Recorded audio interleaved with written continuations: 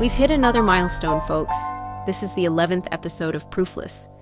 I'm your host, Anna Berger, and I'm deeply moved by the incredible support you, our listeners, have shown us.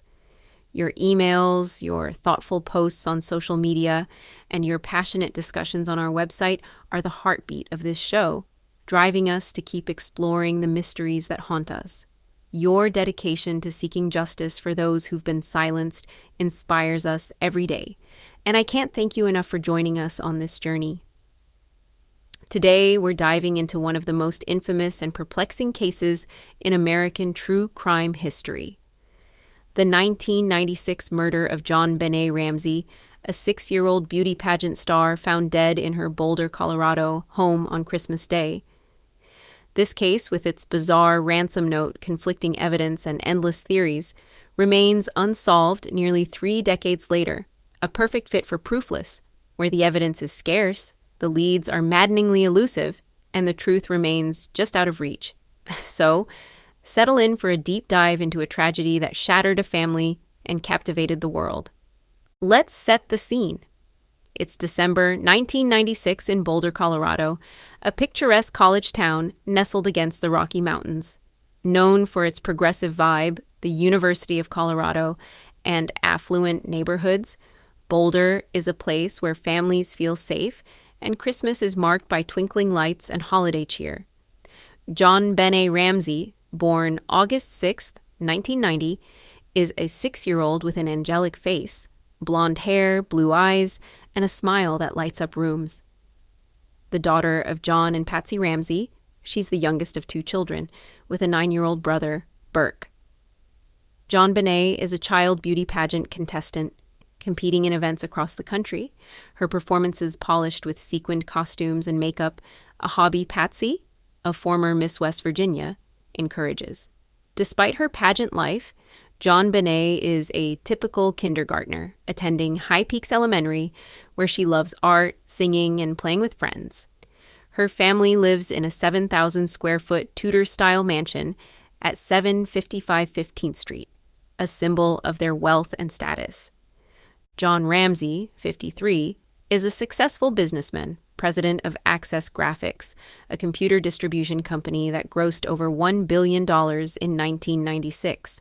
Patsy, 40, is a devoted mother and homemaker, known for her charm and organizational skills, hosting lavish parties and volunteering in the community. The Ramseys are pillars of Boulder's elite, active in their church and seemingly living the American dream. Burke, a quiet 4th grader, enjoys video games and scouting. The family's Christmas is busy. On December 23rd, they host a party for 30 guests, and on December 25th, they attend a holiday gathering at the home of friends Fleet and Priscilla White. JonBenét, dressed in a festive outfit, plays with her new toys, including a My Twin doll and a bike from Santa.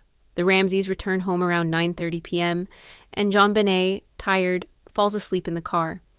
John carries her to her 2nd-floor bedroom, and Patsy tucks her in. The family plans to fly to their vacation home in Charlevoix, Michigan, the next morning for a post-Christmas getaway. On December 26, 1996, at 5:52 a.m., Patsy Ramsey calls 911, her voice frantic. She reports finding a 2.5-page ransom note on the spiral staircase leading to the kitchen, demanding $118,000 for JonBenét's safe return. The note, handwritten on paper from a notepad in the Ramsey home, is addressed to Mr. Ramsey and signed SBTC, a mysterious acronym never decoded.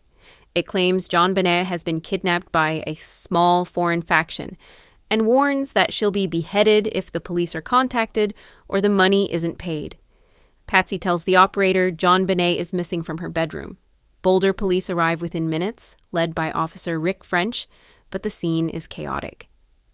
Friends, including the Whites and John and Barbara Fernie, arrive to support the Ramseys, and the house is not secured as a crime scene, allowing potential evidence to be compromised. Detective Linda Arndt takes charge, instructing John and his friend Fleet White to search the house for anything unusual. Around 1 p.m., John, accompanied by Fleet, checks the basement, a sprawling area with storage rooms and a boiler. In a windowless room known as the wine cellar, John finds JonBenét's body, wrapped in a white blanket. She's dead, her hands bound with white cord, duct tape over her mouth, and a garrote, made from a cord and a broken paintbrush handle, around her neck.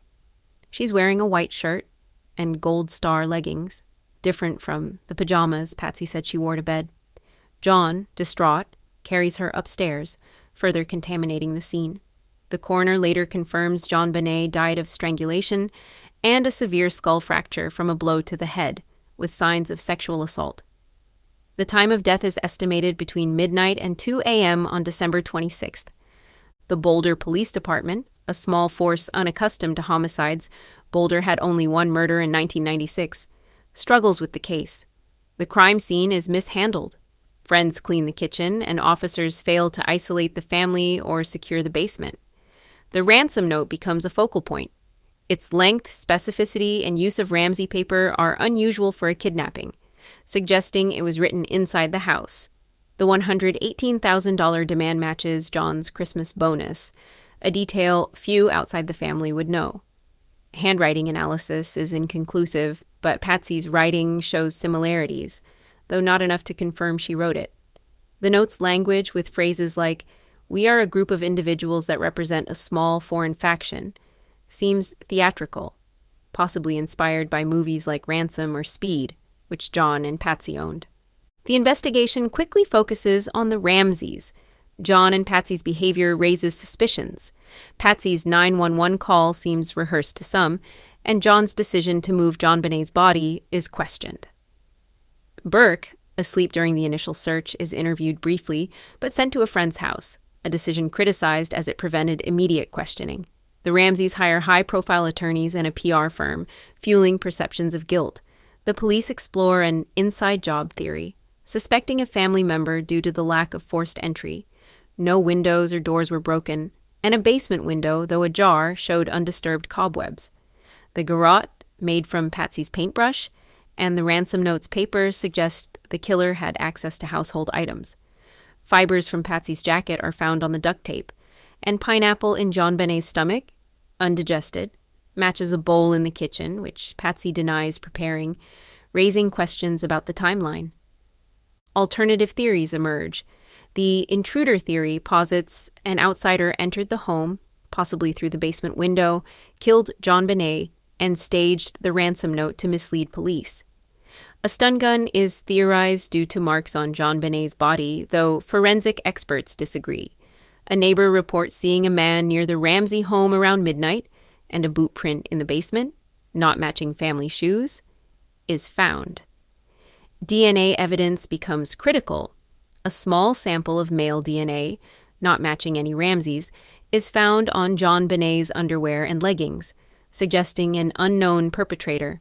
However, the sample is minute, possibly from manufacturing contamination, and doesn't conclusively point to an intruder.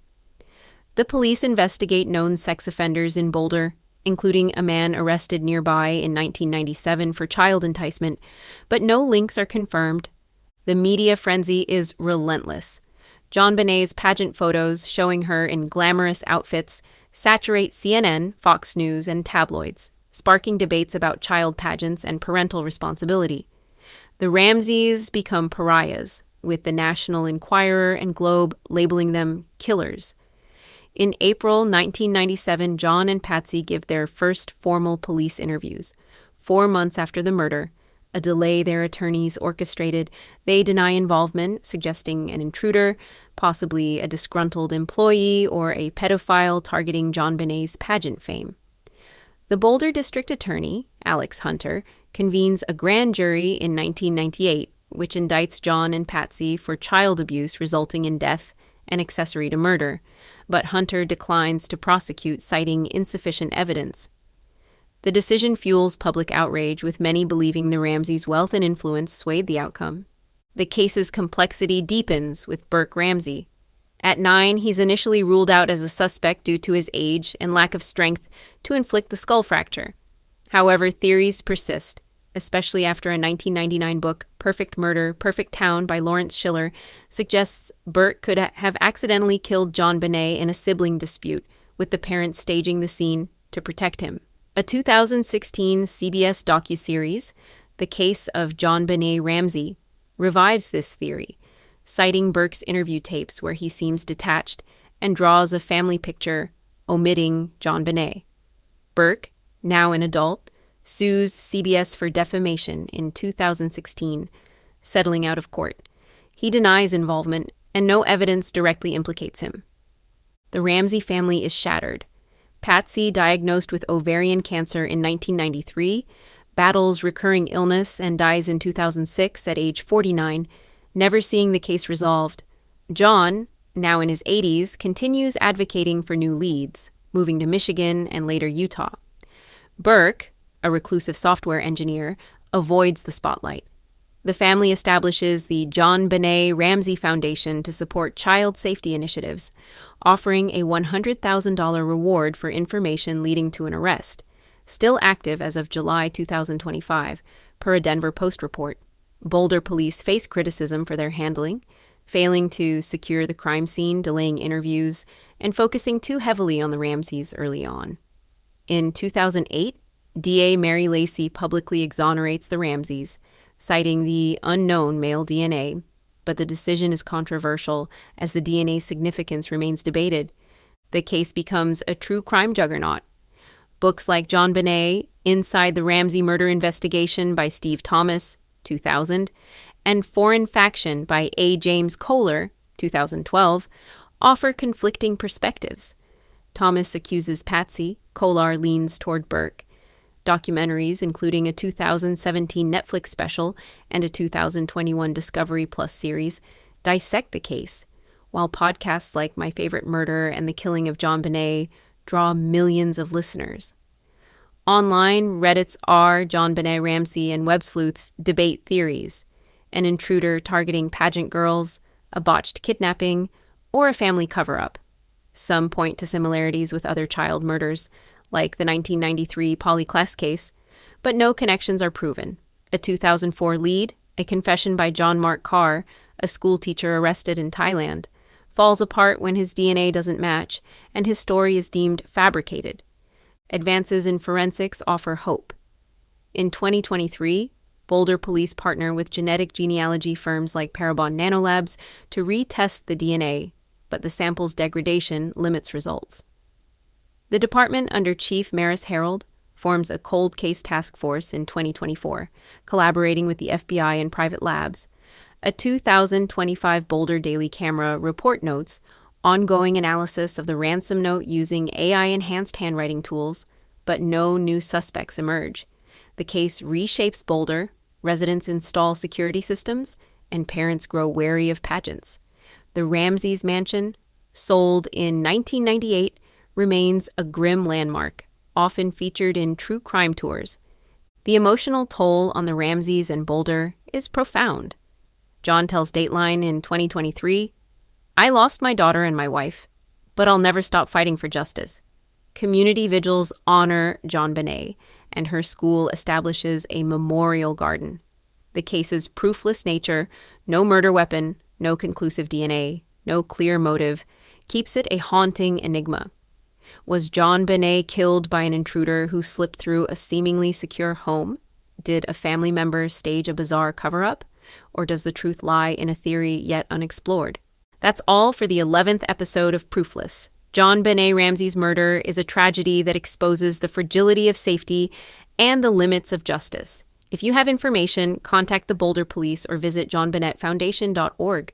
Share your thoughts on our website or social media, and join us next time for another journey into the unknown.